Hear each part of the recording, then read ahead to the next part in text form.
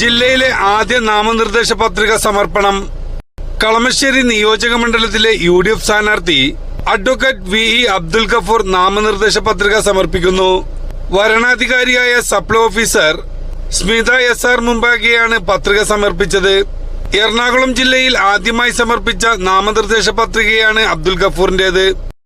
MP മാരായ Hibi Eden MP, Jebi Mather, Haris Beeran, Kalamassery നഗരസഭ chairperson Jamal Manakkadan, Muslim league ജില്ലാ president NVC Ahammed, KPCC secretary BA Abdul Muthalib, Eloor നഗരസഭ പ്രതിപക്ഷ നേതാവ് ലിസി ജോർജ്, ജില്ലാ പഞ്ചായത്ത് ക്ഷേമകാര്യ സ്റ്റാൻഡിംഗ് കമ്മിറ്റി ചെയർപേഴ്സൺ റസിയ സദ് എന്നിവർ സംബന്ധിച്ചു.